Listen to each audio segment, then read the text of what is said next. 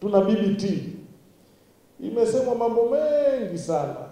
Na wanaosema ni wale waliochukuliwa, wakapewa land bure, wakapewa mbegu bure, wakapewa masoko, alichukuliwa akiwa hana ajira, anaambiwa lima hapa na mimi nitanunua. Anasema, mbona mnanilipa posho kidogo?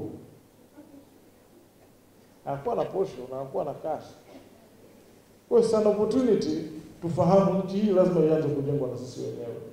Kitu kikubwa kwa serikali yetu ambayo tunabidi tukishukuru sana, serikali iko tayari kusikiliza na iko tayari kutenda vile vijana wanavyodhani ni vyema ifanye. Hata hii BBT haikutengenezwa na serikali.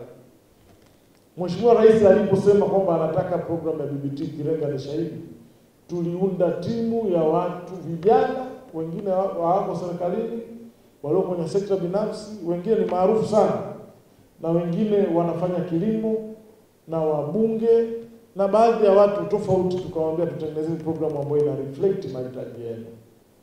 Serikali ilitoa hela na kutekeleza. Na BBT ina project 6. BBT ni program. Nataka niwaambie kwanza, yale mashamba yanafanya vizuri sana. Msiwasikilize wale wa mitandaoni, na mtakaponapata nafasi tutaandaa ziara mkaangalia. Kuna mtu anasema vijana wale wote hawapo. Sio kweli. Vijana wale wapo na wanaendelea kufanya kazi, na waliokuwa hawako tayari tuliwapa mkono wa kwaheri waondoke. Walikuwa 12 tu waliokuwa wanashinda kwa Twitter. Tuambia sasa, sikilizeni, nyie endelee na Twitter. Sisi tubaki na ambao wako tayari kufanya hii kazi. Tubaki ambao wako tayari kusafiri pamoja, tutoke huku tulipo twende kwenye prosperity.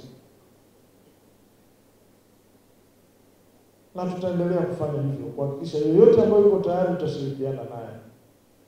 Na tutahakikisha kwamba tuna provide opportunities zote zinazohitajikana. Tuna miradi 6 ndani ya programu ile. Kwa sababu tunafahamu sio kila kijana yuko interested na kwenda kulima physically. Kuna wengine they are not. Kwa mfano, mradi wa pili wa BBT ni ule wa kuajiri vijana waliosomea kilimo kwa ajili ya kutoa huduma za extension. Sasa hivi tuna vijana takriban tunaelekea 2000 ambao tumewaajiri kupitia SUA. Na ajira hizo tumewapa contract SUA, tumeingia nao mkataba. SUA ndo anatangaza, ndo ana recruit, anatupa, anawasambaza. Sisi tumeingia mkataba na sekta binafsi, tunawalipa mishahara, tunawapatia na service nyingine. Hiyo ni BBT ya pili, na vijana wako wengi sana.